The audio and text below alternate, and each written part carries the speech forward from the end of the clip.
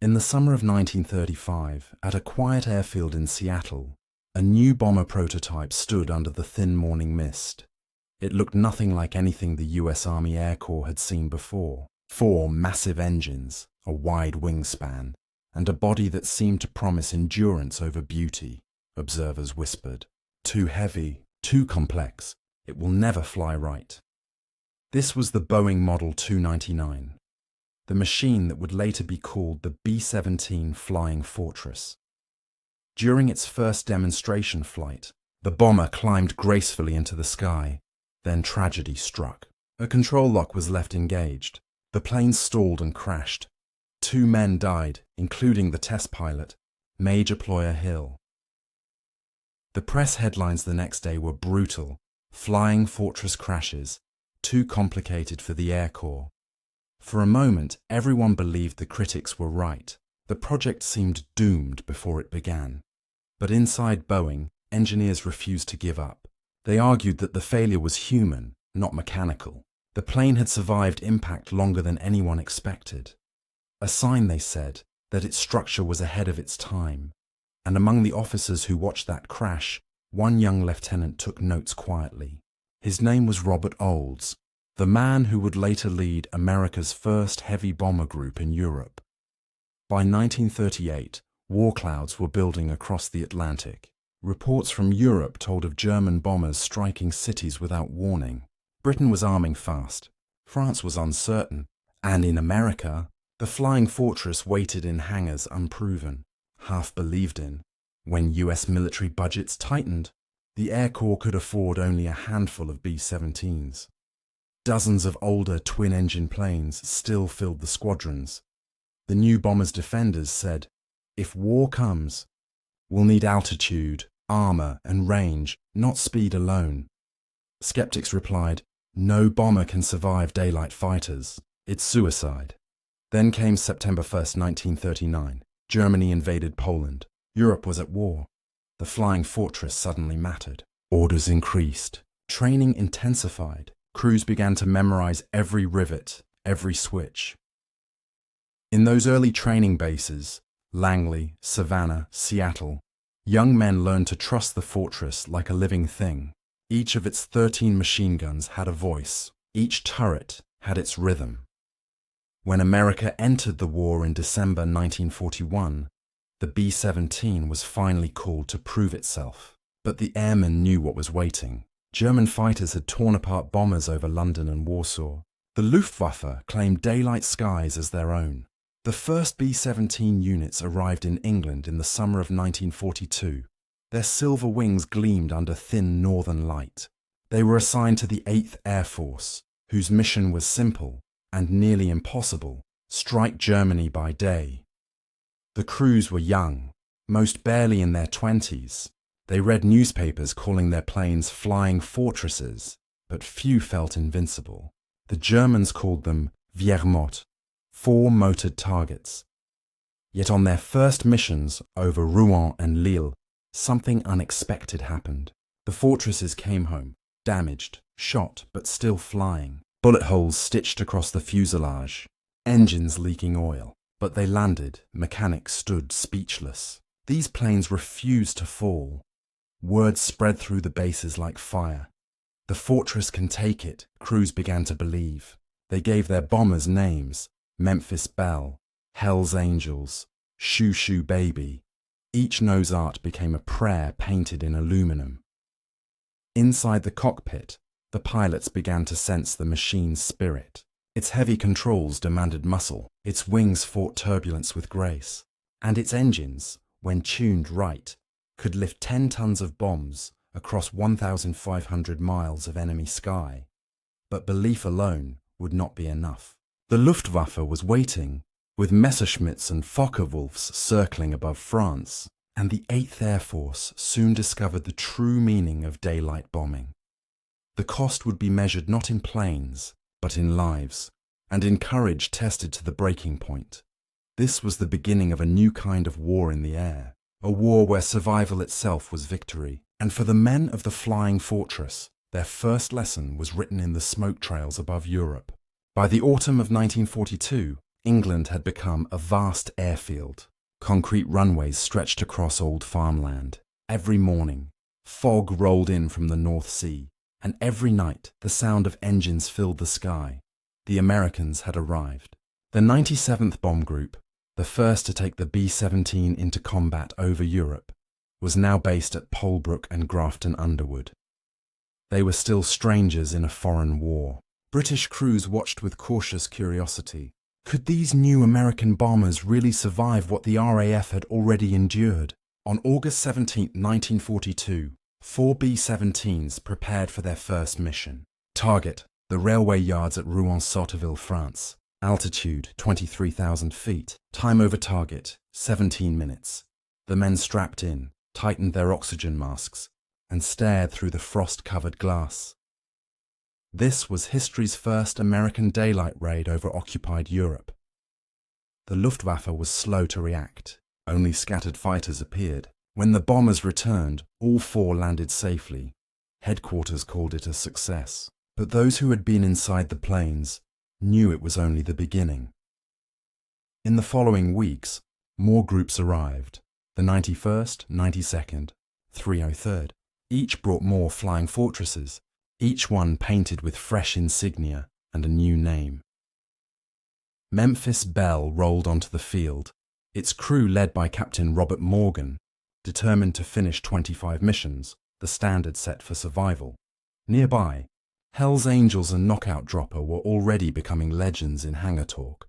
But as autumn turned to winter, missions grew longer, the opposition fiercer. The German radar network detected formations before they crossed the channel. Messerschmitts climbed from the clouds like arrows. Flak batteries waited along the coastlines. Every mission was now a test of faith, in machine, in training, in one another. Inside the fortress, 10 men became one heartbeat. Pilot and co-pilot guided the heavy frame through turbulence. Navigator plotted every turn while Frost bit his fingers. The bombardier crouched behind the Norden sight, calculating angles of wind and drift through shattered glass.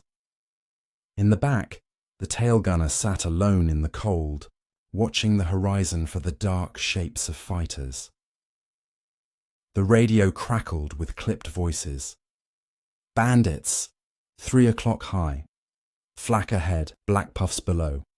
Every second, the air vibrated with fear and discipline. And yet, mission after mission, the fortresses kept flying. Some came back with engines blown apart, control cables shredded, and wings full of holes the size of fists, but they still landed. Crews began counting bullet holes like badges of survival. They joked grimly that every new dent was proof of life. Mechanics worked through the night, patching aluminum skins with whatever they could find. And when the next dawn came, the same planes rolled out again, as if refusing to die. In late 1942, the Germans changed tactics. They attacked from head-on, knowing that the B-17's frontal defenses were thinner. The bombers responded with new formations, tight boxes that covered every angle with interlocking fire. It wasn't perfect, but it was enough. The sky above France became a swirling chessboard of fighters and fortresses, smoke and contrails. For the first time, the idea of daylight precision bombing seemed possible. The US believed it could cripple the German war machine, factories, railways, fuel lines, without burning cities as the night raids had done. It was a bold dream. And in those freezing skies, it began to take shape, one mission at a time. Each return to base felt like a small miracle. Crews would step down, shivering, counting empty seats where friends had once sat. Ground crews greeted them with silence and awe. Another fortress home, another chance to fight again. They were learning that courage was not the absence of fear. It was the decision to climb back into the same seat, day after day, and take off once more.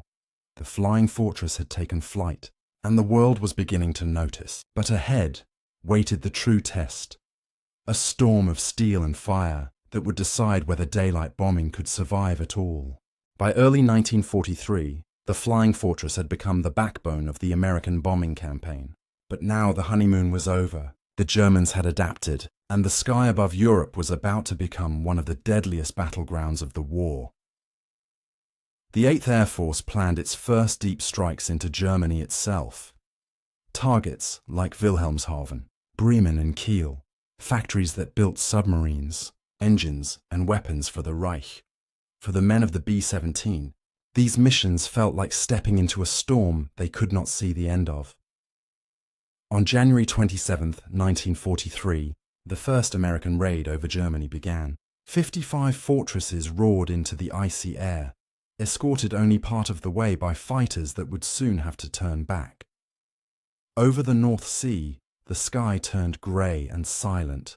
Then black dots appeared on the horizon. Messerschmitts diving, guns flashing. The fortress formations closed ranks, their defensive guns lighting up the sky like moving fortresses of fire.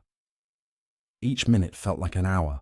Bombers shook under impact. Engines caught fire. Crews shouted through smoke and oxygen masks. And yet, the formation held. One B-17 returned to England with half its tail missing. Another landed on one wheel. The press later called it a triumph of American steel. But the crews knew the truth. It was held together by courage and luck. The Germans had learned that the fortress could be hurt. The Americans learned that daylight bombing would be paid for in blood. In February and March, the raids grew larger. Regensburg, Bremen, Emden. Each name became a symbol of endurance. From 20,000 feet, the world looked peaceful. A patchwork of fields and rivers under winter haze. But through the plexiglass nose, the bombardier saw the nightmare below. Black puffs of flak rising like flowers of death. Each burst sounded like tearing metal. Fragments ripped through wings, punctured fuel tanks, and sent sparks dancing inside the fuselage. The air smelled of burnt oil and cold metal. Men prayed in silence. Oxygen hissed through frozen tubes. And in that silence between gunfire, they felt the plane's heartbeat, steady, stubborn, alive. By April, losses were mounting. Entire crews failed to return. The 8th Air Force called it the baptism of fire. Survival was measured in missions completed, and few reached 25. Still, morale held. The fortress had proven it could reach Germany. Now it had to prove it could keep coming back. Engineers in England modified the bombers after every mission. More armor plates, heavier gun mounts, better self-sealing fuel tanks. Pilots joked that soon the plane would be so heavy it couldn't take off. But they'd rather fly slow and live. In May, over Kiel, the fortress faced its worst test yet. Dozens of Luftwaffe fighters attacked head-on in waves. A pilot from the 303rd Bomb Group described it later. They came at us like they didn't care if they lived or died. And we just held the line. When the group landed, 9 bombers were missing, but they had destroyed the target. And the message was clear. The fortress was no myth. It could strike deep into enemy territory, and it would not break. For the men who survived, the sky no longer felt like freedom. It was a battlefield without trenches, where fire and wind replaced mud and wire. Each mission began with coffee and ended with silence. The empty bunks in the barracks spoke louder than any headline. Still, replacements kept coming. Young crews fresh from training in the States, eager, untested, unaware of how thin the line between heroism and survival could be. They looked at the veterans with quiet respect.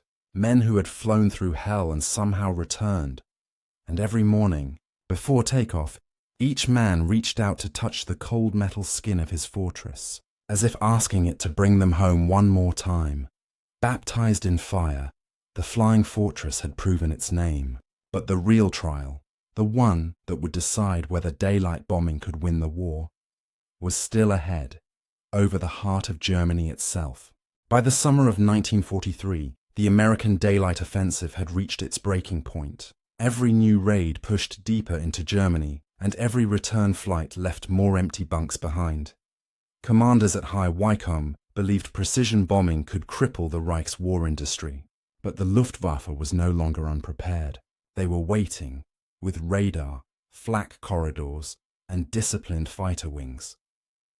In August 1943, the plan came down from headquarters. 2 massive targets, 200 miles apart, Regensburg and Schweinfurt, the heart of Germany's aircraft production. The idea was bold: strike both on the same day, force the enemy to split its defense, and finally hit the factories that built the Messerschmitts themselves. To the crews, it felt like a suicide mission. At dawn on August 17, 1943, more than 370 B-17s lifted off from fields across England. Engines roared through the fog, forming a line of silver stretching to the horizon.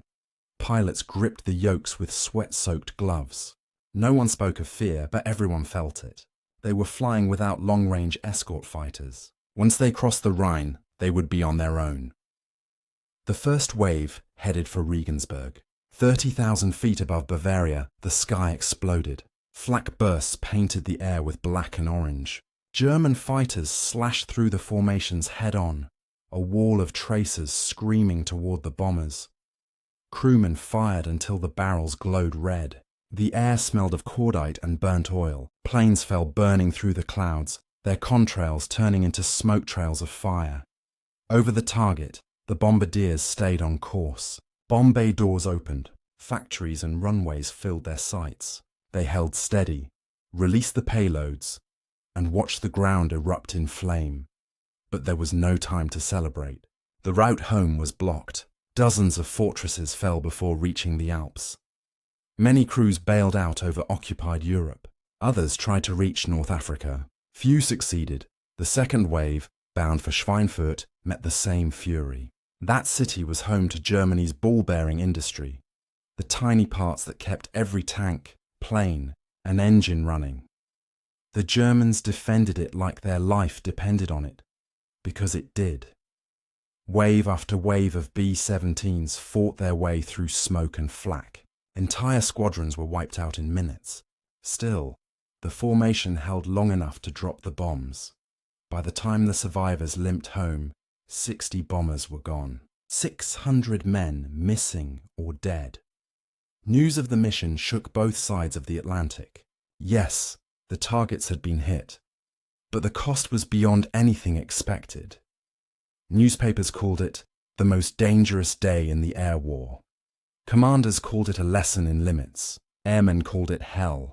For the survivors, the memories were carved in silence. Frozen oxygen masks, the smell of hydraulic fluid and blood, voices over the intercom fading one by one. Back on the ground, the maintenance crews counted bullet holes by the hundreds. Some planes had flown home with entire control surfaces shot away.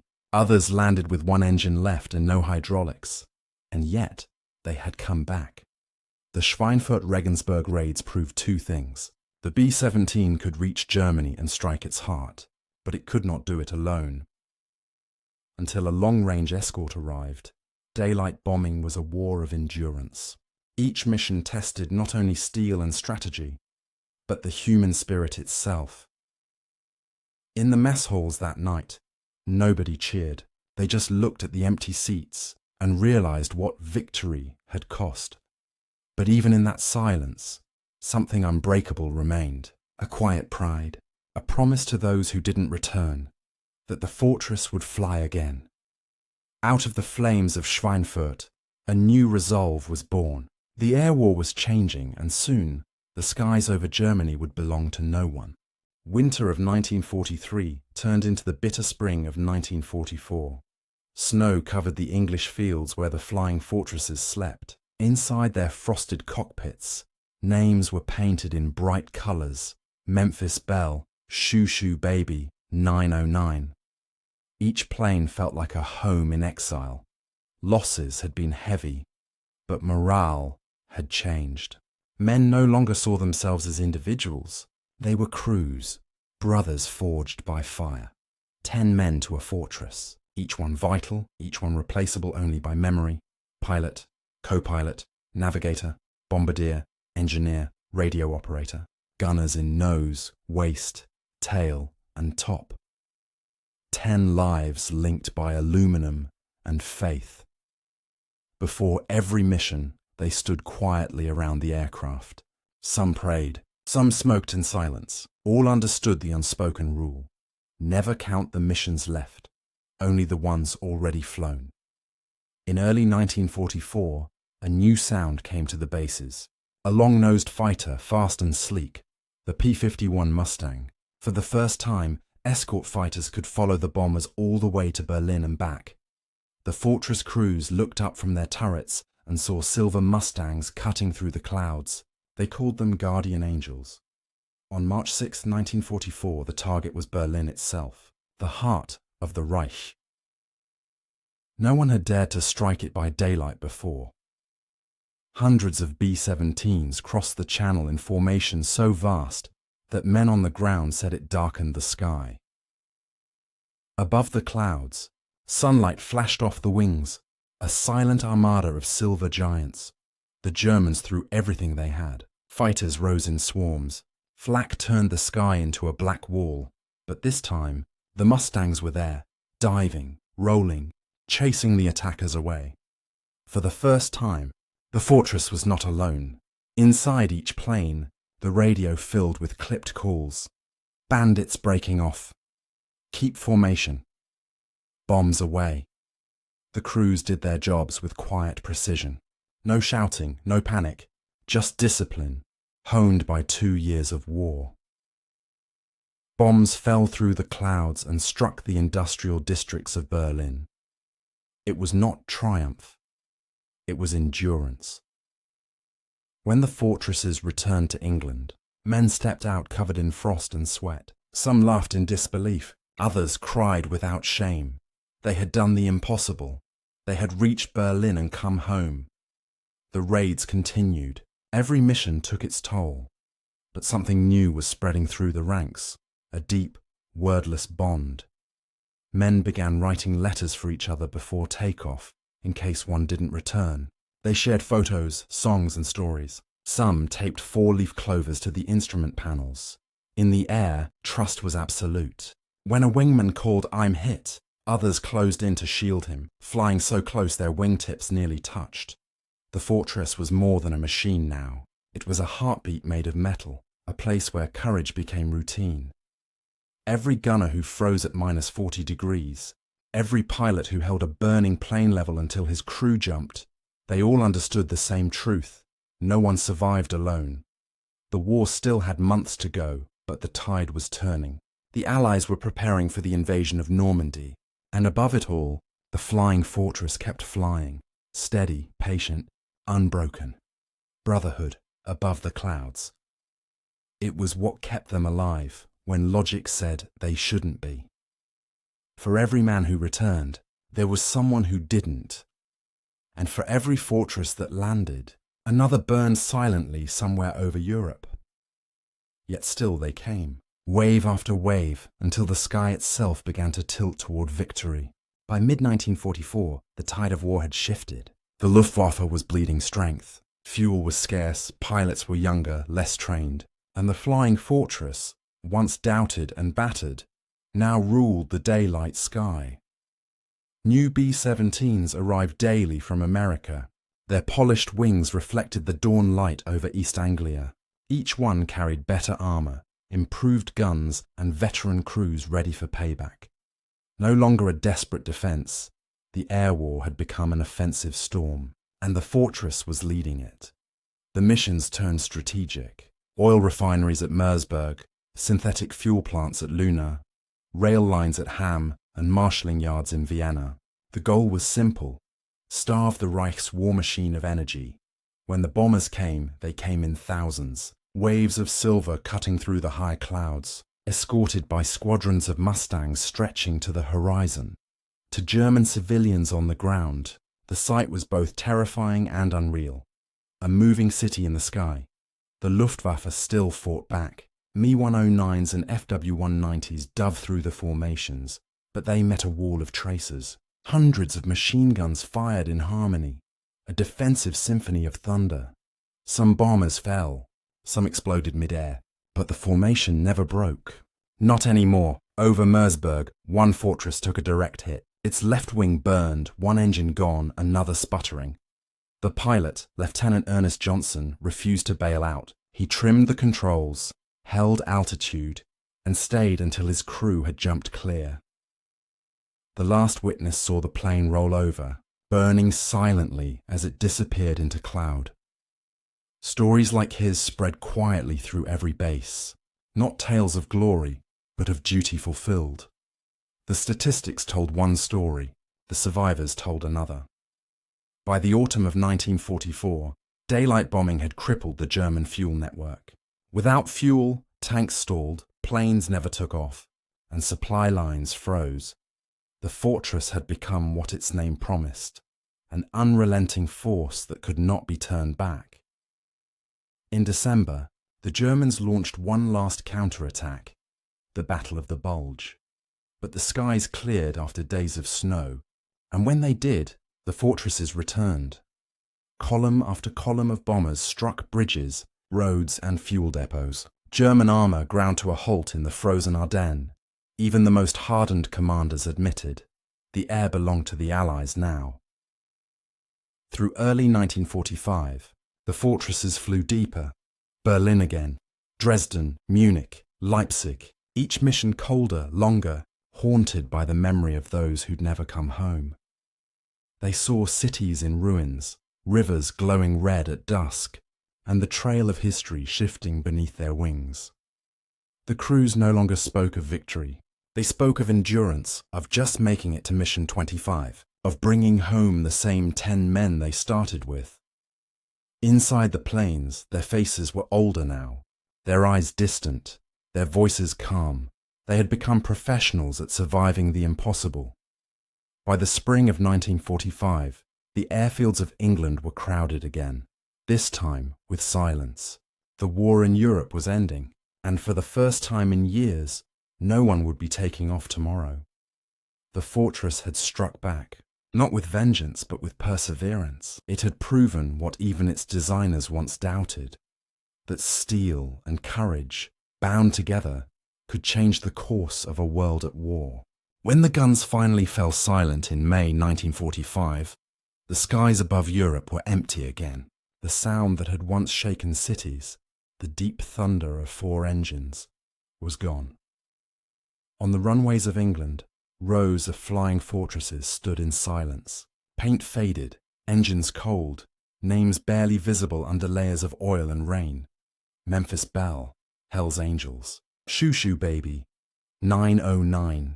Each one carried stories that no book could hold. The men who had flown them stepped down for the last time. Some limped, some carried scars that never healed. Others simply stared at the empty sky, unsure how to live without the sound of propellers. They were young once, barely 20, and yet they had seen the sky on fire. Many fortresses never came home. Over 10,000 were built, and nearly 5,000 were lost. Each wreck still lies somewhere beneath soil or sea, silent memorials of courage and consequence. The air war was not just machines and missions. It was human endurance measured in seconds, and faith tested in freezing air. In the years that followed, survivors built lives quietly. They raised families, worked ordinary jobs, and seldom spoke of what they'd done. But sometimes, in a museum hangar or a small-town airshow, they would reach out and touch the smooth metal of a restored B-17. And for a moment, they were back there, above the clouds, hearing the engines hum, feeling the vibration through the floor, smelling oil and gunpowder and cold oxygen. To the historians, the B-17 was a machine of strategy. To the men who flew it, it was something more, a companion that shared fear, luck, and survival. They remembered how it held together under impossible damage, how it carried them home when nothing else could, how, even burning, it seemed alive. The world it flew over has changed. The fields are quiet now, the factories rebuilt, the sky clear and blue. But the legacy remains. The flying fortress proved that courage could have weight, that conviction could be built from rivets and aluminum, and that hope could fly on iron wings. If you listen closely at old airfields, sometimes the wind carries an echo, a distant hum of 4 engines climbing through clouds. It isn't a ghost. It's remembrance of the ones who flew and the machine that refused to fall. They said the B-17s would fail. But history answered differently. The Flying Fortress never fell. It simply landed in eternity.